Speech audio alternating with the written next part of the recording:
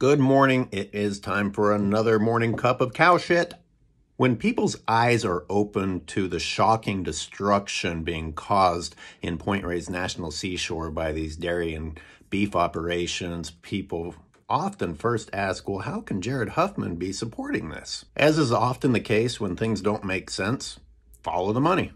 Every illogical decision is shaped by finances. Huffman's career donations total $138,529 from environmental groups and $189,477 from agribusiness. Now, politicians accepting money is not something new, but politicians who are supposed to be environmentalists stubbornly defending one of the worst offenses against the environment, well, that's worth looking at.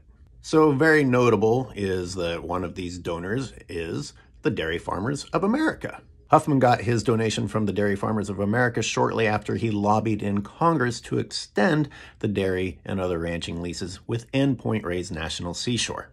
Other donor names aren't quite as obvious as Dairy Farmers of America, such as Honeywell International. You don't know much about Honeywell International just on that name, but the Environmental Protection Agency lists the weapons and chemical manufacturing behemoth as one of the most toxic corporations in the United States, with more than 100 Superfund sites. Other names on this list: the American Crystal Sugar Company, which chops sugar beets into feed for cows; Berkshire Hathaway; and Green Diamond Resources, a clear-cutting logging company.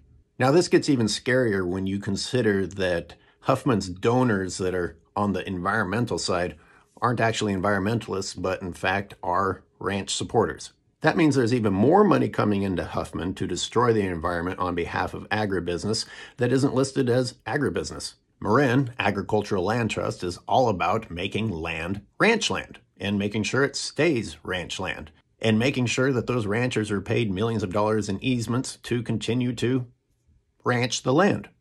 The Marin RCD, the Regional Conservation District located in Point Reyes Station, is farming and ranching oriented. Its board of directors are all ranchers or farmers.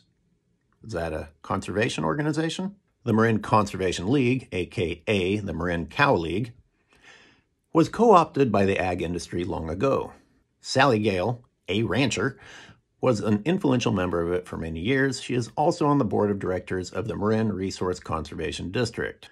But that's not where it ends, and it's not just Huffman. In fact, some people think that one of Huffman's other motivations is to please Dianne Feinstein, who also is an enemy of nature when it comes to supporting ranching. One of the big donors on Dianne Feinstein's list is California Dairies Incorporated. And she also has Honeywell International and some of these other shady organizations. When you look at the horror of ranching in Point Reyes National Seashore, when you see land that looks like it belongs in a horror film rather than a national park, when you see the endless violations committed by the ranchers without any consequences, when you see that water pollution levels hit the top of the charts in the United States of America right inside of a national seashore, and you wonder, how is that possible? As usual, follow the money. The Open Secrets website breaks down contributions in another manner, the top industries contributing to Huffman's campaign. One of those categories listed is retired. The total contributions is $141,765, all of which are listed as coming from individuals to make up this number. Who's in the age bracket to be retired and be wealthy? Maybe multi-generational ranching families that own most of Marin County? You know, the same people who flew to Congress to testify against the creation of the seashore. You know, the people who have money to hire lobbyists to change legislation to be amended to what they want the legislation to say. The type of people who can list one of their ranching properties for sale at $6.5 million while still owning multiple other ranch properties. Remember, the struggling American rancher.